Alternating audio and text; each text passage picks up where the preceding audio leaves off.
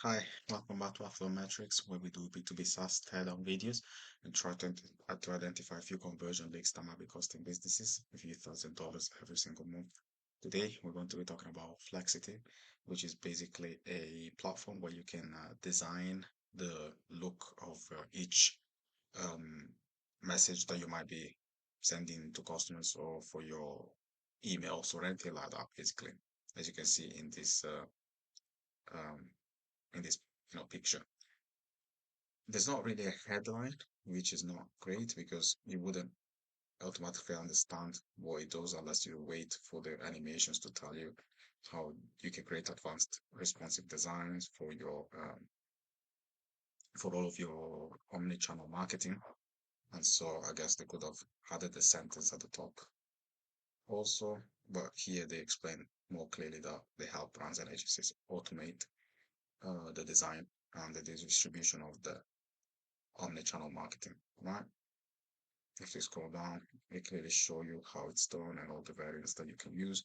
They also say how you can make different variants for A/B tests and basically test which one is your winner and will give you more conversions basically. And here you can see more more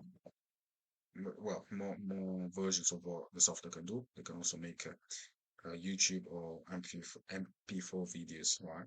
Which is quite helpful if you want to have some videos in your marketing, right? And here we've got some of the clients that they work with, which is quite um, an extensive number of brands. And there are also some very high profile brands like Cisco, EY, they've got Canada, Dentsu, right? So this is really good for credibility. And then they ask you for the newsletter, right? So straight away, I could say this is not a great contact form because they're all stacked like this. And yes, it doesn't look like it's as long because it's all horizontal. However, this is just for a newsletter, and usually for the newsletter, an email address is needed. We don't really need your name and last name. Like you're just asking for conversions to drop unnecessarily for a newsletter. All you need from a customer is an email address. So I would remove these two fields.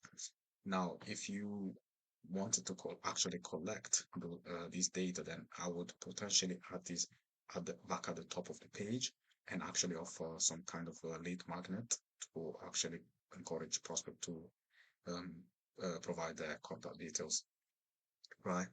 Also, they could have added the frequently asked questions at the bottom of the page to handle any objections that prospect might have and enable make it make it easier for the prospect to engage in the sales process. And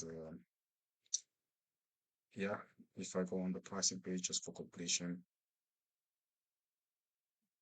let's see, it's quite slow. Yeah, I mean, it's not great already. The fact that it's taking more than 5 seconds to load, unfortunately, um, because unfortunately, the prospect might decide to, basically quit the website immediately. In fact, that is exactly what we're going to do. I'll just stop the video here because it's taking too long. Unfortunately, this is not great at all. And if they want to increase the conversions, they're gonna have to um, significantly increase the speed because I feel like that was like a good 10 to 15 seconds. It finally came up, and yeah, I'd say the pricing pages are quite clear and it shows each tier in a good detail. But as we said, they need to increase the load speed because that unfortunately is not acceptable, especially for a SaaS company. But other than that, I hope you guys like this video. And if you are a SaaS founder who would like to increase the conversions from free trial to paid users, you can click on the link down below in the description.